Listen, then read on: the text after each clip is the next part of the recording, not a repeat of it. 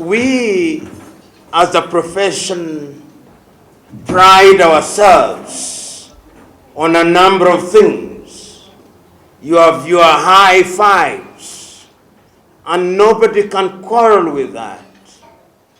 We as a profession recognize that excellence is at the very heart of the service that we ought to provide to society.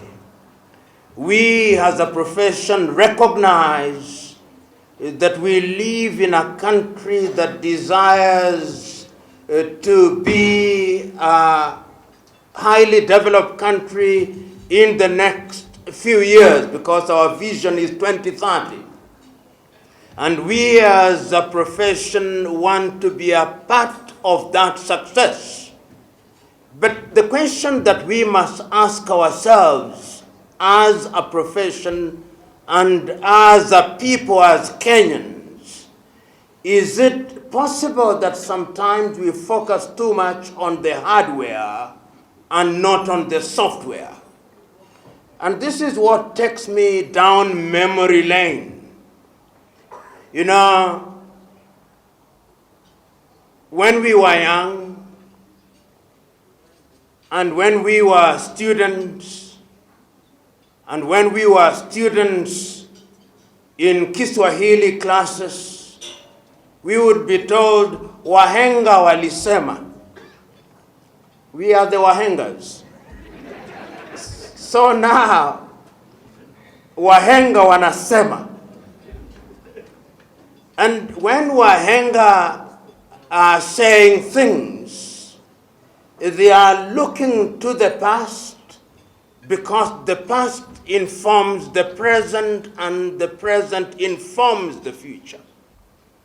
So today I want to remind you of a number of things that have happened in this country, and to also highlight some of the things that are happening now, that you may think about the future of this country in about 50 years' time.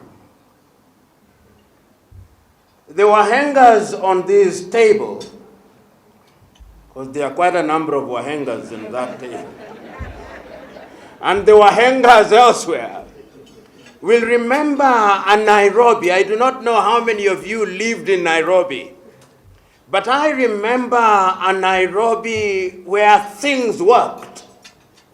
I remember a Nairobi where garbage was collected on Mondays, Wednesdays, and Saturdays. How many of you remember that Nairobi? And I remember during that Nairobi on Saturdays, because that is where when we were at home, we would, as the garbage collectors were coming, and they were coming, and garbage collection looked very fashionable in those days, as they swung and took the bin and emptied it, and as we sang Kamero na Kauti na Kagorokamwe. How many of you remember those days? Garbage collection worked in this city. I remember in this very city, when the Kenya bus services actually operated on time, so that if you lived in Jericho, you knew that bus number 7 to Kenyatta Hospital would stop at 7 a.m. and you would be in Kenyatta at 8. I remember those days. I remember the days when you went into a clinic and you had prescription and you had medication inside of that clinic. I remember in those days, the Kenya Railways worked. That there was a second class and there was a first class. I'm not talking about Europe, the younger ones. I'm talking about Kenya. It worked. I remember if you wanted to travel from Meru to Nairobi, there was working public service. If you wanted to travel from Kisumu to Nairobi, there was OTC. and it worked.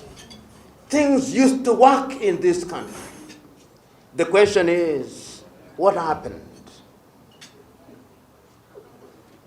Many of you now remember and know something called matatu. How many of you know how the name matatu came about?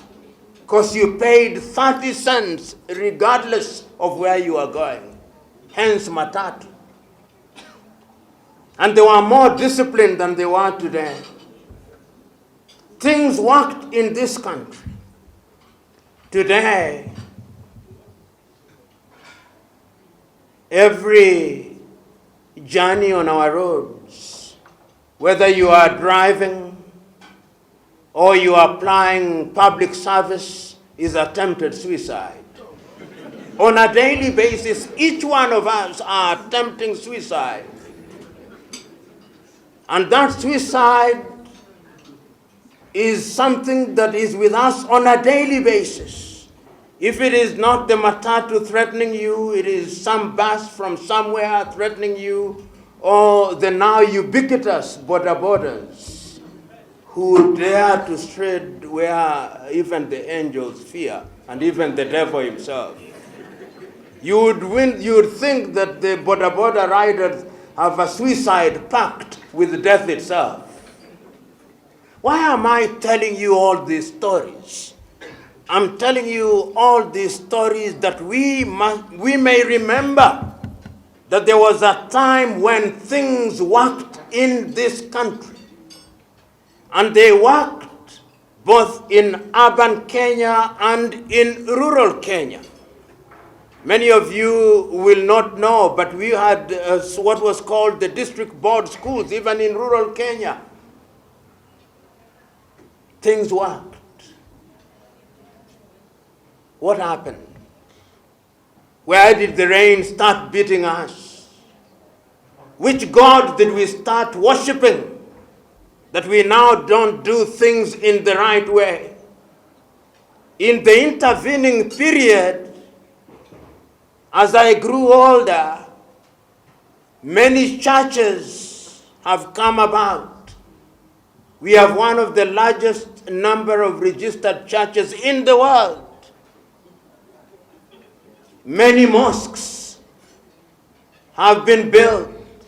Many temples have been built. Many people have been born again. I don't know born in which direction, but they have been born again regardless.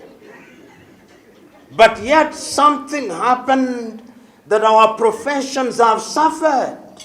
Not only the things that I've talked about, but even in our professions. Whether it's the legal profession, whether it's the medical profession, we now know that you can go to a doctor, and I'm not saying that they are no good doctors, I respect them. But the occasions when you go into a medical facility, and if you want to deliver, you may be subjected to an unnecessary cesarean operation. You may be subjected to an unnecessary surgery. If you are an engineer, a civil engineer, we know how our roads look like, such that we have lost so much faith in our engineers, civil engineers, that the people who built even the expressway that we are so proud about are Chinese, not us. Notwithstanding that we have been producing engineers from the University of Nairobi since 1970. But when it came to building the expressway, we went to China and said, "Oh, mighty Chinese, come, we have failed, build for us. We'll now be celebrating it." Even our architects, we produce them. But you go to the number of buildings that are collapsing in Embakasi and in Zimmerman. What has happened to our professions? This is the question that I'm posing to us. Our accountants, we have no shortage of good qualifications. If you don't call an engineer, Engineer David, he'll be very annoyed with you. We must address our engineers as engineers, lest we invite them to commit murder. Our lawyers also want to be addressed as learned friends, and if you don't, they'll remind you politely at the beginning and rather rudely at the end. I'm a learned person. Architects, you don't just say architect so and so. You must address them. Even in this profession, CS, FCS, and as you call me FCS, even with my rather slim build, I begin to swell along. FCS. But the question is, how are we serving our countries? I'm saying all these so that my sharing with you will be about excellence in service. You know, this country ought to be greater than it is. And it can only be great if we serve her with dedication. The good doctor here, in giving his report, has told us some of the gaps that his research team found. But what I see is the thirst for excellence. Don't you walk into many institutions in this country and you are simply asking for excellence? That services may be rendered in a proper way? This is what we are asking for. And on an occasion such as this, we must ask ourselves, are we excellent in the things that we do? When I was a little younger, I'm growing old rather quickly now, we used to think about the better days. And we thought that those days would come of themselves. We now know better. It is us who must make those days. It is our duty to make those days. So even as we condemn ourselves and judge ourselves sometimes harshly, we must ask ourselves, what have we contributed in the journey of excellence? Because it is a journey of excellence.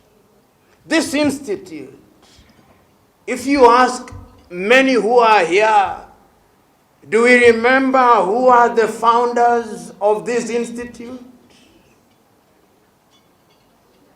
Do we remember that they made a contribution? Do we remember that their contribution formed the foundation stone upon which we are building? Do we remember that a foundation stone formed the base on which other stones were laid? Do we remember that as we go forward, we have a contribution to make? Do we remember that all that is required of us is to make our contribution in a positive way? How many of you here have ever watched the relay race, the race that I love the most, the 4x100? It is the most beautiful race. In my view, the most technical of the races. It is not just about endurance and speed. It is about coordination and timing. The person who starts the race can be as fast as a cheetah. But if he or she does not hand over the baton to the second person, then the entire team is disqualified. So in the journey of excellence, we are running a relay race. The Wahangers start the race. They hand over the baton through timing. Then the baton is handed over until the race is won. And when the race is won, it does not matter who started or who anchored or who finished. The joy is that the relay team won. That is how we should look at the journey of excellence. Why is it a journey of excellence? Because the starter may not start well, but the mistakes that he or she made are repaired by the person who recovers by receiving the baton well. This is the journey in which we are all involved. It is the journey in which as a profession we are involved in. And the beauty of this profession is that you are involved largely in the private sector. We now know that if this economy, the economy of this country is going to grow, you need members of this profession, men and women who are dedicated, men and women who are honest. And let me tell you, one of the most difficult and dangerous things to be in Kenya today is to be honest. If you did not know. To be honest in this country is one of the most dangerous things. We are a country that celebrates thieves. We are a country that celebrates crooks. We are a country that loves wheeler dealers. And I'm submitting to us that as a profession, we must exercise the spirit and the ghost of thievery and the ghost of wheeler dealing, and embrace the Holy Spirit of integrity. We can do it as a profession because history has demonstrated times without number that integrity is the foundation stone upon which a lasting building is erected. You know, wheeler dealers may come, they may thrive for a time, but history demonstrates that like the dew of the morning, they disappear when the sun appears. So let us not emulate and embrace the wheeler dealers. Your profession is a noble profession. It is an anchor profession. Today I'm inviting you to the table of honesty, the dangerous table of honesty. Is a dangerous table to sit at, particularly in this country. You'll be called names. You'll be maligned. You'll be accused of all sins except two, the crucifixion of Christ and the causing of the Second World War. They'll accuse you of everything. But you must remain steadfast for the sake of this country. You know, I said I had no key and I had no notes. But that notwithstanding, we must now look to the future of this country. This country is a country that is great in prospect. And when the CEO talked about the age of those who are here, we must make a deliberate effort as a profession to ensure that we encourage the younger generation to join this profession. We must ensure that the younger people are equipped with the tools that will help them engage with the world. And we must not only compete with ourselves. You see, the danger sometimes is that we compete amongst ourselves, which is not a useful exercise.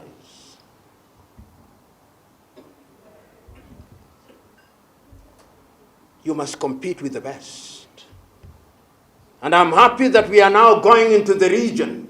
And I'm happy that we are now leaders in the region. But even when you are saying that you are leaders in the region, Madam Chair, how good is the region?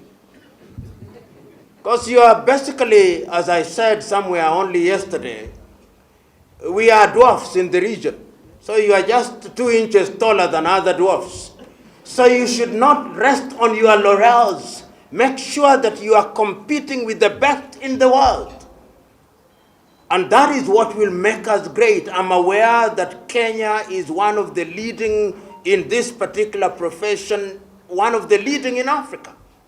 But leading in Africa doesn't mean much. Leading in the world is what we want to be. We want to be at the table where others in the world are present at.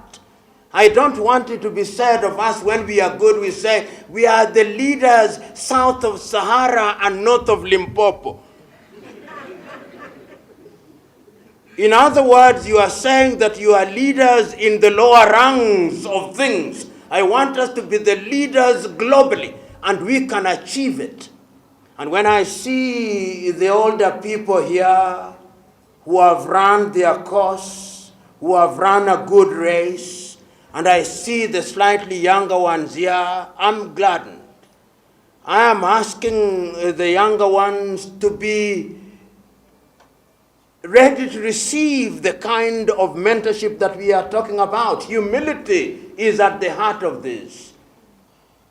Because humility is what allows you to learn, is what allows you to imbibe. Because what is experience? When people say their experience, they are saying, I've been around for a very long time. I've made many mistakes. That is what experience is all. I'm now defining what experience is. Forget about the dictionary definition. They're saying, I've been around for a long time. I've walked the same path. I've made many mistakes. I've learned from those mistakes. I therefore have the capacity to teach you to avoid the landmines that I stepped on. That is what experience is all about. So that your journey to success should be much shorter than our journey to success, because you now have the opportunity to be told, don't step on this landmine, don't step on this landmine, don't step on this landmine. And I have no doubt in my mind that when you do so, this profession will be a profession that will be respected. It will be a profession that will contribute monumentally to the country of Kenya and to the East African region. And I'm looking at an Africa that is growing. East Africa has now grown. We now have 7 members. If this profession grows in the manner that it's growing, you'll now be the ones that will be a benchmark for the Democratic Republic of Congo. And the Democratic Republic of Congo, we are talking about 180 million. That is not a small population. You are talking about the possible inclusion of countries in the next 10 years. Even Ethiopia may join us with a population that will possibly be running into 200. So when you are talking about a population of nearly 500 million people that you are going to serve, that is no mean thing. And we ought to be prepared. Fortune favors those who are prepared.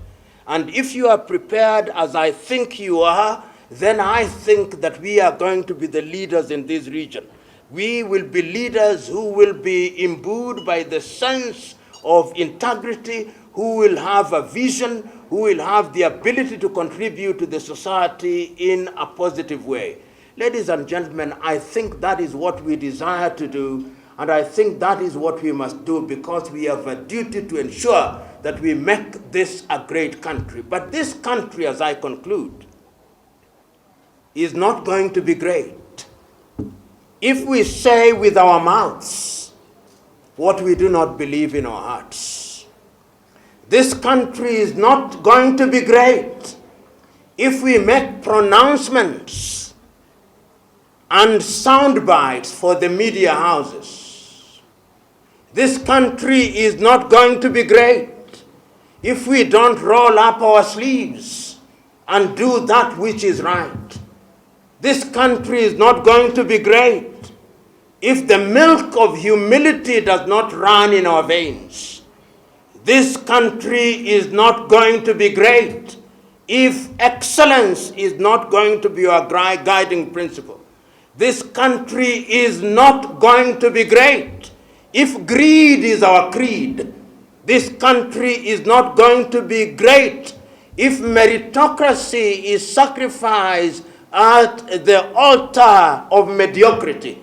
this country is not going to be great if we want to reap where we have not sown. This country will only be great when we take a solemn vow that we are going to do good things because it is good to do good things.